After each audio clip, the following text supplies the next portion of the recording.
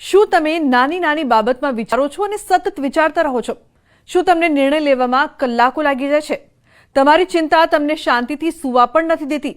તો આ ઓવરથિંકિંગ છે. આજકાલ ઓવરથિંકિંગ ઓલમોસ્ટ બધાને કોમન પ્રોબ્લેમ છે. ઓવરથિંકિંગ એ માનસિક આદત છે. પરંતુ શું આપને ખબર છે કે કેટલાક યોગ્ય ઉપાયોની મદદથી આપ ઓવરથિંકિંગને નિયંત્રિત કરી શકો છો?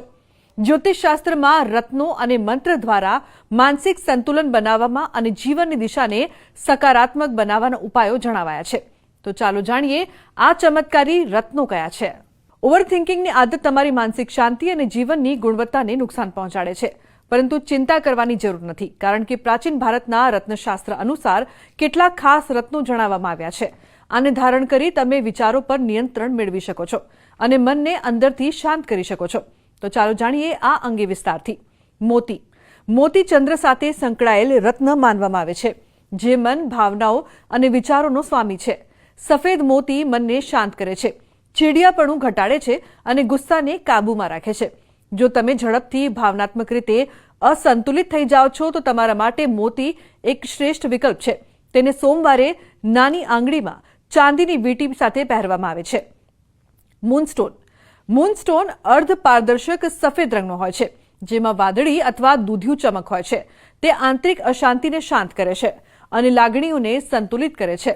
મૂનસ્ટોન પહેરવાથી આત્મવિશ્વાસ વધે છે અને નિર્ણય લેવામાં સ્પષ્ટતા આવે છે. આ ખાસ કરીને એવા લોકો માટે મદદરૂપ છે જેઓ દરેક નિર્ણય વિશે ખૂબ જ મૂંઝવણ અનુભવે છે. લેપિડોલાઇટ. આ હળવા જાંબલી રંગના રત્નને એન્ટી સ્ટ્રેસ સ્ટોન તરીકે પણ ઓળખવામાં આવે છે. તેમાં લિથિયમ નામનું ખનિજ મળી આવે છે, જેનો ઉપયોગ માનસિક રોગોની સારવાર માટે દવાઓમાં પણ થાય છે.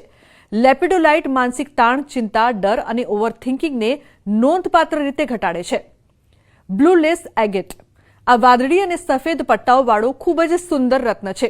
તે મનની અશાંતિને શાંત કરે છે અને વિચારોને વ્યવસ્થિત કરવામાં મદદ કરે છે. ખાસ વાત એ છે કે આ રત્ન સંદેશાવ્યવહાર સાથે સંબંધિત છે, તેથી તે લોકો માટે ખૂબ જ ફાયદાકારક છે. જેઓ તેમના વિચારોને યોગ્ય રીતે વ્યક્ત ન કરવાના કારણે તણાવ અનુભવે છે, તેમના માટે આ રત્ન યોગ્ય છે. યોગ્ય રત્ન કેવી રીતે પસંદ કરવો? દરેક વ્યક્તિની માનસિક સ્થિતિ, જીવનશૈલી અને રાશિચક્ર અલગ અલગ હોય છે. જેથી અહીં જણાવેલ કોઈપણ રત્ન પહેરતા પહેલા યોગ્ય જ્યોતિષી અથવા રત્ન નિષ્ણાતની સલાહ લો. તેઓ તમને યોગ્ય રત્ન પસંદ કરવામાં મદદ કરવા સક્ષમ છે. તેમજ રત્નનું શુદ્ધિકરણ કરીને તેને યોગ્ય દિવસે અને સમયે યોગ્ય ધાતુમાં ધારણ કરવું જોઈએ. તો જ વ્યક્તિ તેનો સંપૂર્ણ લાભ મેળવી શકે છે. સતત એક જ વાત આપણને સતાવતી હોય, કોઈ પ્રશ્ન હોય એનો જવાબ આપણને ન મળતો હોય અને વારંવાર ટેન્શનમાં હોઈએ, ચિંતામાં હોઈએ, તો અવશ્ય જ્યોતિષ શાસ્ત્ર અનુસાર તમારું મન અશાંત છે એવું સમજ. અને જેનું મન અશાંત હોય, સમજવું એનું જીવન પણ ક્યાંક ને ક્યાંક પરેશાનીમાં છે.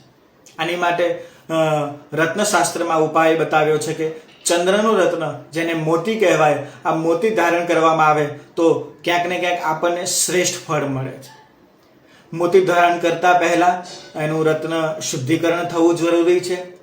પૂર્ણ વૈદિક બ્રાહ્મણો દ્વારા મંત્ર જાપ અને પ્રતિષ્ઠિત થવું પણ જરૂરી છે. તો જ આપણને આનું 100% ફળ પ્રાપ્ત થાય.